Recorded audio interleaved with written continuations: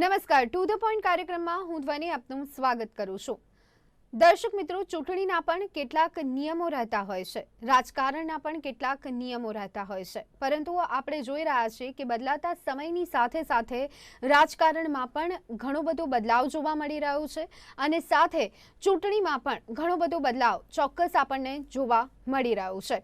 સામાન્ય રીતે જનતાના અથવા તો જનતા દ્વારા ચૂંટાયેલા તેમના પ્રતિનિધિઓ કેવા હોય, આવો જો સવાલ નાના બાળકોને પણ પૂછવામાં આવે તો તે પણ કહી શકે કે તેમની છબી અહીંયા સ્પષ્ટ હોવી જોઈએ.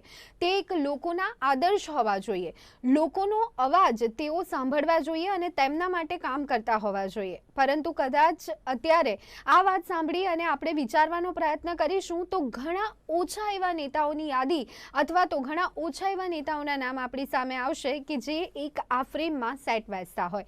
અને કદાચ વાંક એમનો એકલાનો છે એવું નથી, પરંતુ બદલાતા સમયની સાથે આપણે પણ આપણી જવાબદારીઓમાંથી ચૂકતા જઈ રહ્યા છીએ, આપણે પણ આપણી ફરજો અહીંયા ભૂલતા જઈ રહ્યા છે. આપણને જે વોટિંગનો અધિકાર મળે છે તેનો યોગ્ય રીતે ઉપયોગ કેટલા પ્રમાણમાં આપણે કરી રહ્યા છે, સવાલ આજે સૌથી પહેલા આપણે આપણી જાતને પૂછવાની જરૂર છે. અને હવે હું આજના શો પર અથવા તો શોના વિષય પર આગળ વધું તો સુપ્રીમ કોર્ટે ખાસ કરી અને લાલાંક કરી છે રાજકારણમાં જે રીતે ગુનાખોરી દિવસે અને દિવસે વધી રહી છે તેની સામે સુપ્રીમ કોર્ટે અહીંયા કડક વલણ અપનાવ્યું છે. અને ચોક્કસ આપને ખ્યાલ હશે કે રાજકીય પક્ષોને અહીંયા દંડ પણ ફટકારવામાં આવ્યો છે. જે રીતે આપણે જોતા હોઈએ છીએ કે ઉમેદવારોના નામની યાદી જાહેર થાય ત્યારે તમામ માહિતીઓ બહાર પડતી હોય છે અને સાથે સાથે આપણે એ પણ જોતા હોઈએ છીએ કે તેમાંથી ઘણા બધા કહી શકાય કે અડધાથી પણ વધુ ઉમેદવારો એવા રહેતા હોય છે કે જેમનો ક્યાંક ને ક્યાંક અહીંયા ગુનાહિત ઇતિહાસ રહેલો આપણને જોવા મળતો હોય છે. પરંતુ સુપ્રીમ કોર્ટે અહીંયા ખૂબ જ મહત્વપૂર્ણ ટકોર કરી છે, ટિપ્પણી કરી છે અને સાથે એમ પણ કહ્યું છે કે ગુનાખોરીની છબી ધરાવતા નેતાઓને કાયદો ઘડવાની મંજૂરી આપી શકાય. એટલે ખૂબ જ મહત્વપૂર્ણ આ બાબત છે. ઉમેદવારોની જે માહિતી બહાર આવતી હોય છે એમાં ઘણી બધી વખત ભેદભાવ પણ રાખવામાં આવતા હોય છે અથવા તો જે રીતે સરકાર દ્વારા, રાજ્ય સરકારો દ્વારા સીધી રીતે તેમના પર જે કેસ કરવામાં આવ્યા હોય તે હટાવી દેવામાં આવતા હોય છે. પરંતુ હવે કદાચ આ બધું નહીં ચાલે એટલા માટે, કારણ કે હવે સુપ્રીમ કોર્ટે ટકોર કરી છે. ટકોર તો સુપ્રીમ કોર્ટે કરી છે, પરંતુ રાજકીય પક્ષો આખરે આને કેટલું સભાનતાથી લે છે એ જોવું પણ એટલું જ મહત્વપૂર્ણ છે. આ જ વિષય પર આજે આપણે વિસ્તૃત રીતે ચર્ચા કરવાના છે અને આ ચર્ચા માટે મારી સાથે જોડાયા છે શૈલેન્દ્રસિંહ જાડેજા કે જેઓ પોતે આરટીઆઈ એક્ટિવિસ્ટ છે અને સાથે અંબાલાલ ચૌહાણ કે જેઓ રિટાયર્ડ આઈપીએસ છે. બંને મહેમાનોનું ટુ ધ પોઈન્ટ કાર્યક્રમમાં સ્વાગત છે. Thank you. શૈલેન્દ્રસિંહજી, આપનાથી ચર્ચાની શરૂઆત કરવા માંગીશ. સુપ્રીમ કોર્ટે અહીંયા જે ટકોર કરી છે, આમ તો નિયમો આપણા ત્યાં ઘણા બધા છે અને એવી જ રીતે ચૂંટણીને લઈને પણ નિયમો છે. શરૂઆતમાં મેં જે કહ્યું કે જનતાએ જવાબદારી સમજવી જોઈએ, તો સાથે ચૂંટણીમાં નિયમોની અમલવારી થાય છે એની જવાબદારી ચૂંટણી પંચ પર આવે છે અને ત્યાર પછી રાજકીય પક્ષોની નૈતિક જવાબદારી પર પણ આપણે કેટલાક નિર્ભર રહેતા હોઈએ છીએ. બદલાયેલા સમયની સાથે બદલાયેલું ચિત્ર અને એ બધાની વચ્ચે સુપ્રીમ કોર્ટની ટકોર કેવી રીતે જોઈ રહ્યા છો? ઘણા લાંબા સમય પછી સુપ્રીમ કોર્ટે એક ગંભીર ટિપ્પણી કરી છે અને એક ડાયરેક્શન આપ્યું છે. સુપ્રીમ કોર્ટના ડાયરેક્શનમાં ઉલ્લેખ પણ કરેલો છે એમને જે જજમેન્ટ આપેલું ફેબ્રુઆરી 2020માં જે બ્રિજેશ સિંઘ વર્સિસ સુનિલ અરોરાના કેસ, અને આ પણ એક કન્ટેમ્પ્ટ પિટિશન હતી કે જે તે વખતે સુપ્રીમ કોર્ટે ડાયરેક્શન આપેલું પણ તેનું પાલન ન થતા ફરી પાછી કન્ટેમ્પ્ટ પિટિશન થઈ અને એના બેઝ ઉપર સુપ્રીમ કોર્ટે પોતે લાલાખ કરી અને એક ગંભીર ટિપ્પણી કરેલી છે કે ફેબ્રુઆરી 2000માં જે ચુકાદો આપ્યો એમાં ઉમેદવાર જાહેર થાય એના 48 કલાક, ટૂંકમાં 48 અવર્સમાં જ ઉમેદવારી પત્ર ભર્યા પહેલા દરેક લોકોને જાણ કરવાની કે જે કેન્ડિડેટ છે એની ક્રિમિનલ હિસ્ટ્રી શું છે વગેરે બાબતે એમને બહુ વિસ્તૃત એ જજમેન્ટમાં જાહેરાત કરેલી હતી. ત્યારબાદ એનું કોઈ પાલન ન થતા ફરી પાછી કન્ટેમ્પ્ટ પિટિશન થઈ અને ફરી પાછી આ કન્ટેમ્પ્ટ પિટિશનના ડાયરેક્શનમાં એમને કીધું કે પર્ટિક્યુલર ઇલેક્શન કમિશન જે છે એ મોબાઈલ એપ્લિકેશન બનાવે અને મોબાઈલ એપ્લિકેશન બનાવી અને જે કેન્ડિડેટ છે એની તમામે તમામ હિસ્ટ્રી જે છે એ લોકો સુધી પહોંચાડવામાં આવે, એના માટેના જે કંઈ અવેરનેસ કાર્યક્રમ કરવાના હોય એ કરવામાં આવે. ઇન શોર્ટ, કેન્ડિડેટની દરેકે દરેક માહિતી દરેક નાગરિક સુધી પહોંચે એ માટે થઈ અને ઇલેક્શન કમિશને તમામે તમામ પ્રયત્ન કરવાના છે. આવું જે રિસન્ટ જે ડાયરેક્શન જે આપ્યું છે એમાં સુપ્રીમ કોર્ટે ગંભીર રીતે નોંધ્યું છે. જી બિલકુલ. અંબાલાલજી, હાઈકોર્ટ અથવા તો કહી શકાય કે અહીંયા ખાસ માફ કરશો સુપ્રીમ કોર્ટે જે અહીંયા ટિપ્પણી કરી છે, કેવી રીતે આપ જોઈ રહ્યા છો? અહીંયા ખૂબ જ મહત્વપૂર્ણ બાબત અહીંયા ધ્યાને લીધી છે કે ગુનાખોરીની છબી ધરાવતા નેતાઓને કાયદો ઘડવાની મંજૂરી આપી શકાય નહીં, અને આખરે આપણે એ જ જોતા હોઈએ છીએ કે જે લોકો પોતે ગુનાહિત છે એ અહીંયા સામાન્ય જનતા માટે કાયદા ઘડે છે. આપની વાત બિલકુલ સાચી છે. સૌથી પહેલી વાત એ છે કે સુપ્રીમ કોર્ટની ટકોર એટલે એક કાયદો જ છે. એ પ્રમાણે પ્રજાએ એનું પાલન કરવું જોઈએ, સરકારે એનું પાલન કરાવવું જોઈએ, રાજ્ય સરકારોએ પણ એનું પાલન કરાવવું જોઈએ. એટલે સુપ્રીમ કોર્ટની ટકોર એ એક જાતનો હુકમ જ છે, એક વાત, અને એ સમાજના હિતમાં છે. બીજી વાત, આપણે અત્યારે હાલમાં જે 2019માં જે છેલ્લું ઇલેક્શન થયું, 539 સીટ જે MP લોકોને મળી, એમાંથી નવાઈની અને આપણને શોકિંગ લાગે, એકદમ આપણને ન ગમે કે એમાંથી 233 જેટલા જે છે ક્રિમિનલ્સ છે, જેની સામે ગંભીર પ્રકારના ગુનાઓ નોંધાયેલા છે. એક ટેરરિઝમના ગુનાવાળા પણ એક MP છે, બેન છે, તમે ઓળખતા હશો, મહારાષ્ટ્રના. અને એમણે તો ત્યાં સુધી કહ્યું હતું કે હેમંત કરકરેને મારો શ્રાપ લાગ્યો. હેમંત કરકરે એ શહીદ છે જેને ટેરરિસ્ટ એ મારી નાખેલા, એ ચાલુ જ્યારે બધું ટેરરિઝમ ચાલુ હતું મુંબઈમાં એ વખતે, એને મારો શ્રાપ લાગ્યો, માટે એના માટે આવું થઈ ગયું. જો કે પાછળથી એની બહુ ટીકા થઈ, સરકારે પણ ટીકા કરી. પણ કહેવાનો મતલબ શું છે, પછી એક એ જે છે મેં જેની વાત કરી એ ભાજપના છે. એના પછી એક ઇડુક્કી કેરાલાના છે, એમની સામે 204 ગુનાઓ નોંધાયેલા છે. કોઈની સામે 4 ગુના હોય તો પણ આપણને એમ વધારે પડતું લાગે, અને એમણે તો એમાં ડબલ સેન્ચુરી મારી છે, અને છતાં પણ એ આપણા MP છે. અને એ જ રીતે આપણે જો પાર્ટી વાઇઝ જોઈએ તો સૌથી મોટી પાર્ટી ભાજપ છે. એમાં 116 ગુનેગારો છે કે જેમની સામે ક્રિમિનલ એક અથવા બીજા પ્રકારના ગુનાઓ નોંધાયેલા છે. કોંગ્રેસના છે એમાં 29 નોંધાયેલા છે.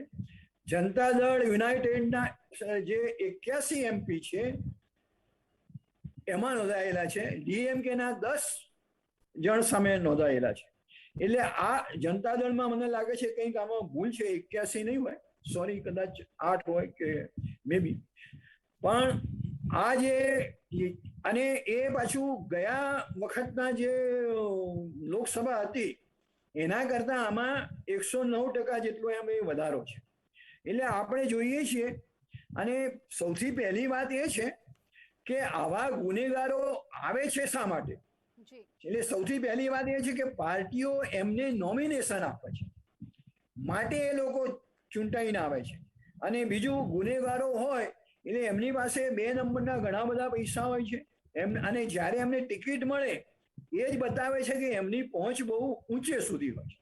જનરલી ટિકિટ જે તે રાજ્યના એ પાર્ટીના પ્રમુખ, અને બની શકે તો MP-માં તો ઇવન મને લાગે છે કે નેશનલ પ્રેસિડેન્ટ પણ એમાં ઇન્વોલ્વ હોય, કારણ કે કોણ આપણું ભવિષ્યના MP બનવાના છે. એટલે આપણો જે ઓવરઓલ જે સમાજ છે એ એના માટે જવાબદાર છે.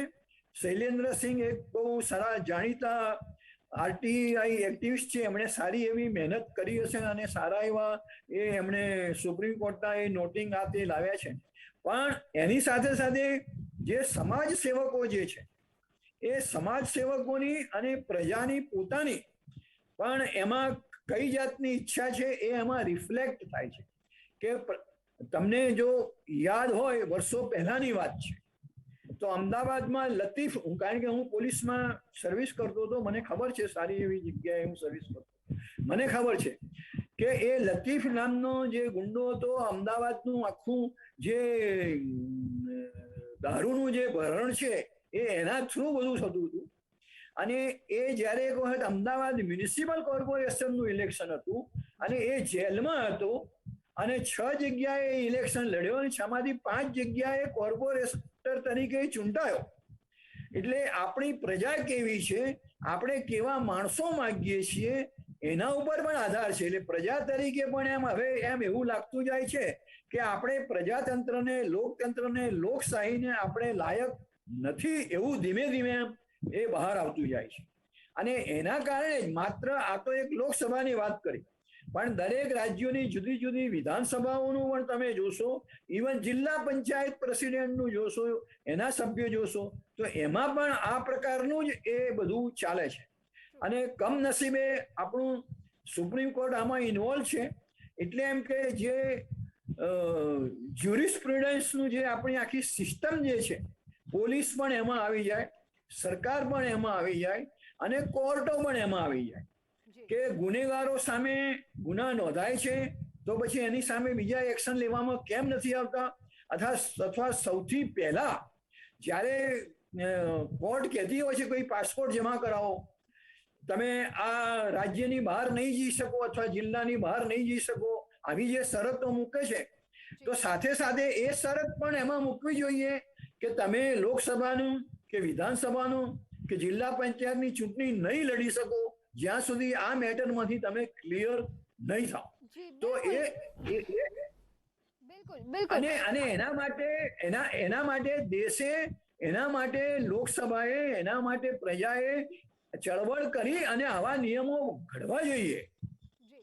અંબાલાલજી, ચોક્કસ વાત છે, આપની સાચી વાત છે, પરંતુ અહીંયા તો દરેક લોકો પોતાની જવાબદારીમાંથી ક્યાંક છૂટતા જતા હોય તેવું જોવા મળી રહ્યું છે. અને ત્યારે આખરે કોની પાસેથી કેટલી આશા રાખવી એ પણ એક સૌથી મોટો સવાલ છે. ફરી એક વખત શૈલેન્દ્રસિંહજી આપની પાસે આવીશ. અહીંયા ચૂંટણી પંચની ભૂમિકાને લઈને પણ સુપ્રીમ કોર્ટ તરફથી કહેવામાં આવ્યું છે, એક તો પક્ષો પોતાના વેબસાઇટના હોમ પેજ પર ઉમેદવારોની માહિતી મૂકે અને સાથે ચૂંટણી પંચ મોબાઈલ એપ બનાવે. બદલાતા સમયની સાથે ટેકનોલોજીનો ઉપયોગ થાય એ પણ જરૂરી બની ગયું છે. અને જ્યારે વાત હવે પ્રજાના પ્રતિનિધિઓની છે ત્યારે અહીંયા એપ બનાવવાની વાત પણ સુપ્રીમ કોર્ટે કરી છે. ઘણા બધા નિયમો પણ અમલવારીમાં આપણે પાછા. આ બાબતને આપ કેવી રીતે જોઈ રહ્યા છો? સાહેબે જેમ વાત કરી ને, સાહેબ ખૂબ જ સાચી વાત છે કે જે ક્રિમિનલ હિસ્ટ્રી ધરાવે છે, જેમ અમદાવાદના લતીફની વાત કરી છે, અને પછી આટલી ચૂંટણી જીત્યા અને ફરી પાછી એના ઉપર પિક્ચર બને અને આપણે લોકો એને પસંદ કરીએ, એટલે જે હવે નવી જનરેશન આવશે એના માટે થઈ અને એક આઈડિયલ થઈ ગયા. એટલે આ જે વસ્તુ છે એને અટકાવવી જરૂરી છે. બીજું આપણે જે કીધું મોબાઈલ એપ્લિકેશન, તો હું એવું સમજુ છું કે જો સ્વચ્છતા એપ્લિકેશન અને આરોગ્ય સેતુ એવી એપ્લિકેશન જો 24 કલાકમાં સરકાર બનાવી શકતી હોય તો આ એપ્લિકેશન પણ સરકાર બનાવી જ શકે. અને આ બધા ડોક્યુમેન્ટ ઓલરેડી અવેલેબલ છે ઇલેક્શન કમિશન પાસે પણ કોઈ પણ પ્રકારે રાજકીય, કારણ કે અલ્ટિમેટલી હવે હાલની પરિસ્થિતિ એવી થઈ ગઈ છે, ઇલેક્શન કમિશન પણ એક રાજકીય પોલિટિકલ હાથો બની ગયું છે. એટલે એને કરવું હોય તેમ છતાં પોલિટિકલ પાર્ટીના અંડર રહી અને અમુક કાર્ય કરવા પડે છે. એટલે જે આપણે ટ્રાન્સપરન્સીની અપેક્ષા રાખીએ છીએ, આ પણ એસોસિએશન ઓફ ડેમોક્રેટિક રિફોર્મ કરીને સંસ્થા છે. છેલ્લા ઘણા વર્ષોથી આ બાબતે political party as well as આમાં રિફોર્મ કરવા માટે થઈને સતત પ્રયાસો કરીએ, ત્યારે આ લેવલ સુધી આપણે પહોંચ્યા છીએ. અને ધીમે ધીમે હજી એવું આપણે ના માનીએ કે 6-8 મહિનામાં પરિવર્તન આવશે, પણ હા, એક ચોક્કસ વાત કહીશ કે જેટલું પબ્લિકમાં અવેરનેસ આવશે, લોકો જેટલા અવેર થશે, તેમ તેમ આમાં ટ્રાન્સપરન્સી આવશે 100%.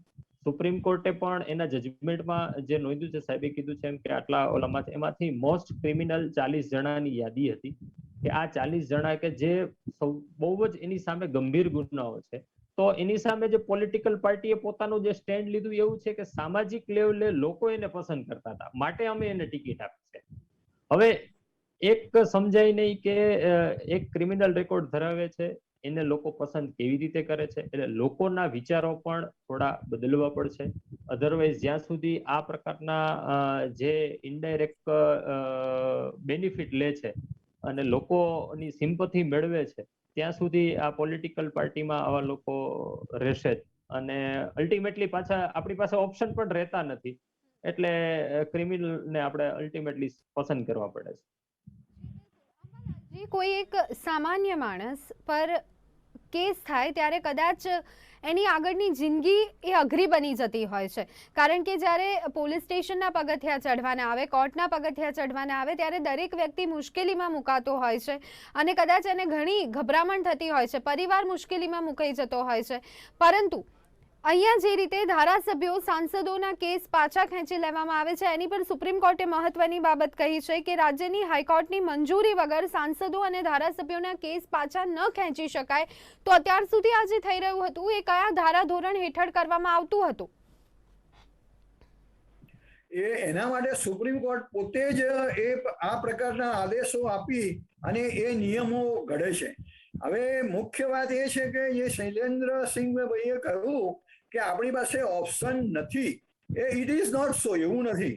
આપણે એક અમદાવાદની જે લોકસભાની 2 સીટોની વાત કરીએ તો માત્ર આ 2 જણ જ છે, એ કોઈ ગુનેગાર છે એવું મારું કહેવાનો મતલબ નથી, પણ એમના કરતા 10 ગણા સારા ક્વોલિફાઈડ સમાજને જે અર્પણ થયેલા છે સામાજિક કાર્યો માટે, એવા ઓછામાં ઓછા 1000 ઉમેદવાર અમદાવાદમાંથી મળે. અમદાવાદની વસ્તી 55 લાખ જેટલી છે, એટલે એવા ઉમેદવારો મળી શકે એમ છે.